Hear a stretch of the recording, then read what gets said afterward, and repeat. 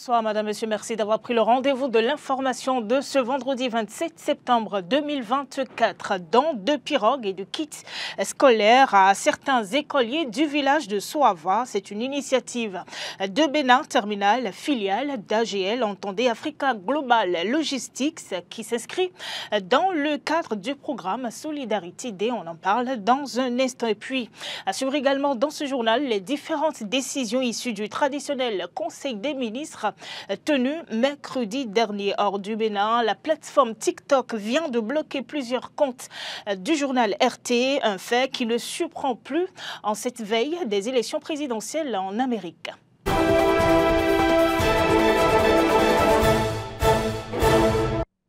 Merci Madame, Monsieur de toujours nous renouveler votre confiance pour vous informer sur Eden TV. Bénin Terminal, filiale d'AGL, entendez Africa Global Logistics, a offert mercredi dernier des pirogues et des kits scolaires à certains écoliers du village situé dans la localité de Soava. Le geste s'inscrit dans le cadre du programme Solidarity Day. On retrouve Arthur Indo, notre reporter, pour les détails. Une traversée lacustre, pleine de couleurs, avec une délégation de la société Africa Global Logistics et Bénin Terminal visiblement engagée pour le bien-être des populations. Ici, l'objectif est d'offrir des pirogues, des gilets de sauvetage et des kits scolaires à ces écoliers des 4 villages lacustres, 6 à Soava. Le groupe AGL au Bénin, très sensible à cette situation, s'est donc mobilisé pour un temps soit peu trouver une réponse appropriée afin que les enfants, les jeunes écoliers des 4 écoles identifiées, Aomeglon, Kokponawa, Quinto Wijra, Zozunka, puissent se rendre à l'école et en reviennent en toute sécurité. Il s'agit donc, pour votre agglomération et l'ensemble de vos villages, d'un don de 4 pirogues distinctes pour permettre encore une fois à vos enfants d'accéder à l'école et faciliter leur mobilité. Et ainsi que d'un don de kits scolaires à tous les enfants que je vois ici présents pour leur permettre en cette rentrée scolaire de bien travailler à l'école. Le directeur de l'école, Aaron McBlon B, va profiter de l'occasion pour faire une promesse aux généreux donateurs. Nous vous promettons d'en faire bon usage. Vraiment, un grand merci pour vos délicats gestes. Nous sommes très contents et nous tenons à vous remercier vivement. Nous garderons un merveilleux souvenir pour cette journée. Merci également pour votre générosité, pour tous les souvenirs qui resteront à jamais gravés dans nos cœurs. Et autour de Immaculée Rodanou, portant la voix de tous les écoliers des différents villages bénéficiaires d'adresser un message à AGL Bénin et Bénin Terminal, filiale d'Africa Global Logistics. Nous, élèves des écoles des Sceaux, Sunko, Quinto, Ujra, Akokponawa et Daomegbon, tenons à vous remercier sincèrement pour votre don de bac, gilets et fournitures scolaires à notre faveur. Nous espérons que vous serez heureux de savoir que votre don contribuera à améliorer notre travail et à atteindre nos objectifs. Ce geste de solidarité du groupe AGL Bénin s'inscrit dans le cadre de l'initiative Solidarity Day qui consiste à consacrer l'engagement de tout le personnel à la réalisation des actions sociales caritatives à l'endroit des populations. Des producteurs d'ananas, sucre, de pain de sucre du plateau d'Alada ont reçu une formation hier à la direction départementale de l'agriculture, de l'élevage et de la pêche de l'Atlantique. Ils ont eu droit à un renforcement de capacité sur le concept d'indication géographique. Clémence Tonoukoua.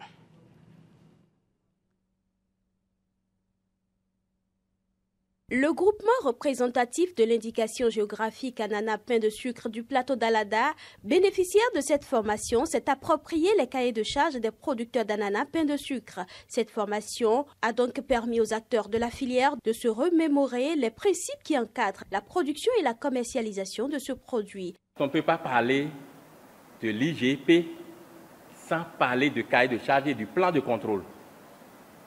Et je voudrais nous rappeler que le cahier de charges en question, c'est le cahier que nous avons écrit nous-mêmes. Et on a besoin donc de temps en temps de nous regrouper, de faire une formation, un recyclage par rapport à ce cahier-là pour pouvoir respecter les principes et les normes que nous nous sommes donnés nous-mêmes. On n'entend pas cahier de charges quoi? Particulièrement les conditions que les initiateurs de cette éducation géographique ont suggéré et qui a poussé l'OAPI à aller vers la protection et l'enregistrement de cette IG. C'est vous-même qui avez pris ces engagements. Et on dit souvent que l'obéissance aux lois qu'on s'est prescrites est liberté. Donc, nous devrons l'approprier nous-mêmes, ce cahier, afin de pouvoir bien l'appliquer dans la production de notre cher IGP et pouvoir consacrer le nom de notre pays à travers les autres continents. L'ananas pain de sucre, faut-il le rappeler, est le premier produit ayant obtenu au Bénin l'indication géographique protégée. La présente formation vient donc à point nommé, en ce sens qu'elle va permettre de professionnaliser les acteurs de la filière ananas pour le développement de l'agriculture au Bénin. Cette formation, nous pouvons vous rassurer, est très importante pour nous parce que ça permet de clarifier les cahiers de charges et le plan de contrôle. Et donc, ça permet de professionnaliser les acteurs. Et c'est dans cette professionnalisation que nous allons obtenir à la fin l'efficacité dans l'exercice de leurs fonctions et par ricochet leur contribution active au développement du Bénin. Au détour de cette formation, les producteurs ont plaidé pour que le ministère de l'Industrie et du Commerce leur délivre leur logo. Et puis le traditionnel Conseil des ministres de ce mercredi a donné lieu à plusieurs décisions, entre autres les décrets portant modification des statuts de l'Agence nationale de l'alimentation et de la nutrition et ceux de l'Agence béninoise de sécurité sanitaire des aliments. Je vous invite à suivre les propos du porte-parole et secrétaire général adjoint du gouvernement. Au chapitre des mesures normatives ont été adoptés les décrets portant modification des statuts de l'Agence nationale de l'alimentation et de la nutrition et ceux de l'Agence béninoise de sécurité sanitaire des aliments, puis celui portant abrogation du décret numéro 2009-245 du 9 juin 2009 portant création, attribution, organisation et fonctionnement du Conseil de l'alimentation et de la nutrition. Au chapitre des communications, en point 1, contractualisation pour l'élaboration du schéma directeur d'aménagement et de gestion des eaux du bassin du Monokoufo et pour l'actualisation du schéma directeur d'aménagement et de gestion des eaux du bassin de Lomé. Des 4 ensembles hydrographiques catégorisés dans notre pays, seul celui de Lomé dispose d'un schéma directeur finalisé en 2013 et adopté en 2015, soit depuis une dizaine d'années. Il est donc opportun qu'il soit actualisé en vue de la prise en compte des nouvelles orientations intervenues dans le cadre de la gestion concertée des ressources en eau. La finalité étant de gérer plus efficacement les ressources en eau du pays en lieu et place d'agences réparties par bassin. En point 2, contractualisation pour la réalisation des travaux de forage d'exploitation à gros débit destinés à l'alimentation des systèmes d'approvisionnement en eau potable multivillages dans les départements du Borgou, de l'Atakora et de la Donga et pour la surveillance et le contrôle des dits travaux. Ces travaux portent en tout sur 177 forages destinés à desservir 47 systèmes d'approvisionnement en eau potable multivillages dans ces départements. Ils viennent renforcer les projets et programmes en cours pour le développement des infrastructures hydrauliques en vue d'atteindre l'accès universel à l'eau potable au Bénin, particulièrement en milieu rural. En point 3, approbation des coûts de cession des logements sociaux et économiques. Pour rappel, lors de sa séance du 20 avril 2022, le Conseil des ministres avait déjà validé les critères d'attribution des 10 logements ainsi que les modalités de leur commercialisation. Celles-ci ont, depuis lors, fait l'objet des diligences requises pour stabiliser les coûts de cession. Leur approbation est entérinée par le Conseil en vue du démarrage des opérations de cession dès le dernier trimestre 2024, sous la conduite du ministre du Cadre de vie et des Transports chargé du développement durable. La communauté chrétienne Saint-Pierre-Paul de Glodjigbeaga organise samedi prochain une messe pour tous les jumeaux ou non, afin de marquer la célébration solennelle des saints jumeaux Com et Damien. L'objectif est de demander la puissance de Jésus pour le dénouement des blocages divers dans la vie des jumeaux en général. Je vous invite à suivre les explications de l'abbé Com Gbagidi, responsable de la communauté. Il s'agit en fait de la célébration de la fête des saints Com et Damien, ces saints jumeaux que l'Église avait pris comme modèle, avait présenté comme modèle à l'Église universelle pour que les hommes, jumeaux ou non, puissent vraiment les prendre comme des témoins de la foi. C'est des frères qui sont médecins, qui aidaient les malades, les démunis, les infirmes, à pouvoir être libérés, ils donnaient les soins gratuitement aux gens. Et avec le temps, ils ont été martyrisés. Depuis lors, beaucoup de gens arrivaient sur leur tombeau pour demander, pour leur confier leurs causes de maladies, de causes diverses, de blocages en ci ou en ça. Et on avait vu qu'il s'était produit beaucoup de miracles. Et depuis ce temps-là, l'Église a donc pris ces jumeaux-là comme des modèles et qu'elle a présenté à l'univers entier pour que, à travers leurs prières, des maladies ou infirmités puissent être guéries, libérées. Voilà. Et donc, nous avons pris ces saints-là comme des modèles pour pouvoir intercéder pour le peuple de Dieu et demander à Jésus-Christ que Saint Com et Damien avaient l'habitude d'invoquer pour guérir les gens. Nous aussi, nous voulons passer par eux pour implorer la miséricorde de Dieu sur le peuple de Dieu, afin que ce peuple soit libéré des obstacles et de tout ce qui envenime sa vie au quotidien. Le samedi, il y aura donc cette fête.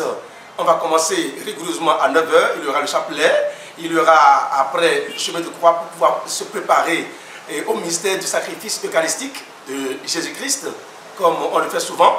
Après, il y aura la messe à 10 h, il y aura la messe.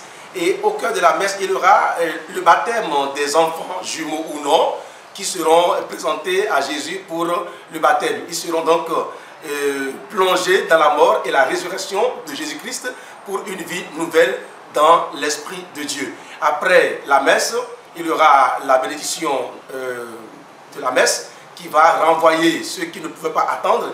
Et après cela, il y aura maintenant l'exposition du très saint sacrement, enseignement sur le thème « Les jumeaux, une bénédiction divine ».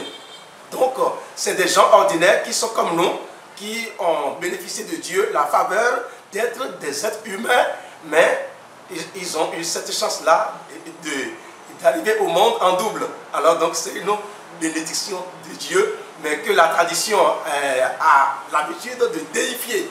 Ils sont comme des dieux, voilà, comme vénérés ou adorés comme des divinités, alors que c'est des hommes ordinaires. Alors nous, on veut prier pour eux, pour que le Seigneur les aide à pouvoir trouver leur stabilité.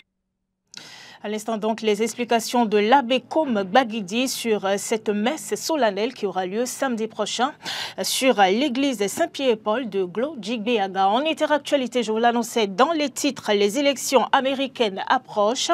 Dans leur sillage, blocage, suspension et autres pressions sur les médias russes s'intensifient. Le dernier en date, la plateforme TikTok vient de bloquer plusieurs comptes de la chaîne de télévision RT. Ça y est, c'est fini. Vous ne pourrez plus suivre les actualités de votre chaîne d'actualité favorite sur TikTok. Ainsi, en a décidé la plateforme dans une décision rendue publique en invoquant les raisons suivantes. La suspension de comptes liés à RT pour avoir mené des opérations d'influence secrète, présumées sur la plateforme en violation des directives communautaires de l'entreprise. La semaine dernière, la plateforme avait bloqué les pages de RT International, 11 pages Sputnik et 26 autres comptes Sputnik de pays voisins. Aujourd'hui, le réseau social a interdit un certain nombre d'autres comptes, RT en espagnol, en arabe, RT Online ou encore RT Newsroom. Même chose pour le compte de RIA Novosti qui comptait, au moment du blocage, 2 millions d'abonnés. Ça sent le grand ménage et surtout les pressions américaines. Rappelez-vous, il y a moins de 2 semaines, le secrétaire d'État américain dénonçait les activités de déstabilisation du groupe russe Rossiya Sivonia auquel appartient RT. Nous serions devenus, d'après lui, une véritable branche du renseignement russe à travers le monde. Rien de moins. L'armement russe de la désinformation pour subvertir et polariser les sociétés libres et ouvertes s'étend à toutes les parties du monde. C'est pourquoi les États-Unis, le Royaume-Uni et le Canada lancent aujourd'hui une campagne diplomatique commune visant à rallier leurs alliés et partenaires du monde entier pour qu'ils se joignent à nous dans la lutte contre la menace posée par RT et d'autres mécanismes de désinformation et d'influence russe. Même si TikTok a été créé en Chine, cette plateforme s'est toujours pliée aux requêtes américaines de modération. Il faut dire que cette entreprise est régulièrement menacée de devoir quitter le très lucratif marché américain.